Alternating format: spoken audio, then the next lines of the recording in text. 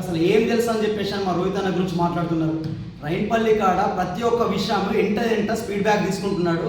నన్ను ఒక 10 days back minister Uttam Kumar Reddy సార్తో కల్పించి దానికి సంబంధించిన వర్కులకు సంబంధించి పిఎస్ఆర్ నా ఇంపట పంపించి మొత్తం కంప్లీట్గా శాంక్షన్ చేయించడం కానీ, లేకపోతే అక్కడ మన ఎక్కడైతే గండి పడ్డదో, దొంగతనాన్ని ఇప్పింది దానికి గండి పడ్డదో ఆ గండి పడ్డ దాని గురించి కూడా నిరంతరం దాని గురించి ఏది ఎప్పటికప్పుడు అప్డేట్ తెలుసుకుంటూనే ఉన్నాడు.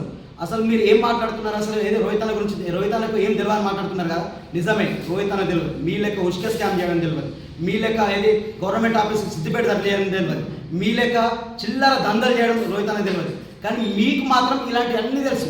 మిమ్మల్ని చూసుకొని మీ కార్యకర్తలు చేసిన ఎలాంటి చిల్లర శాస్త్రాలు అయితే ఉన్నాయో ఆ శాస్త్రాలకే ఇప్పుడు ఈ టైంలో అందరు జనాలు అనుభవిస్తున్న బాధలు.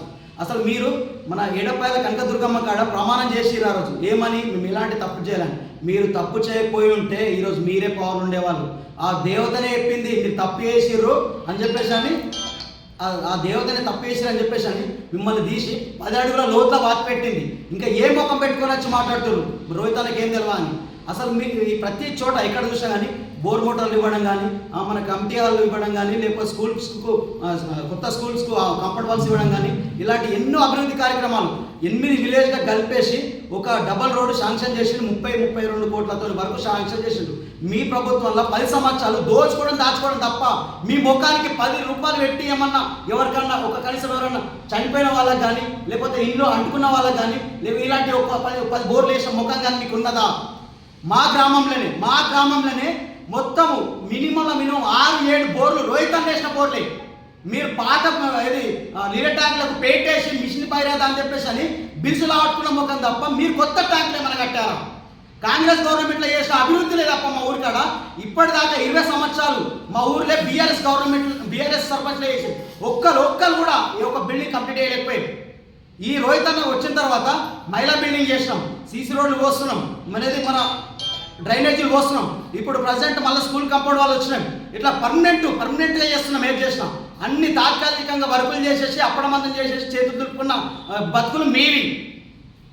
మా కాంగ్రెస్ గవర్నమెంట్లో మా రోహిత్ అన్న కానీ, మా రోహిత్ అన్న కింద ఉన్న ఏది మన కార్యకర్తలను కానీ నాయకులను కానీ తాత్కాలికమనే వ్యవస్థ లేదు మా దగ్గర.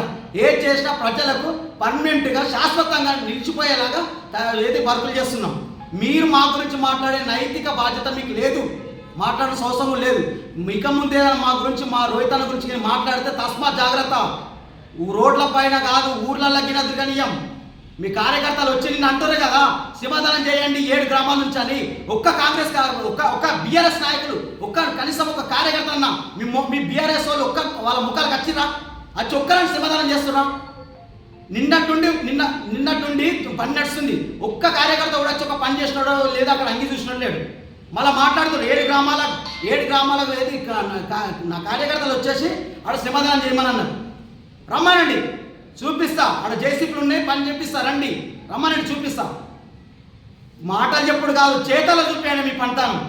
తస్మా జాగ్రత్త. ఖబర్దార్ పద్మదేవత రెడ్డి గారు రోహిత్ అన్న గురించి మాట్లాడేటప్పుడు చాలా ఆలోచించుకొని జాగ్రత్త మాట్లాడండి.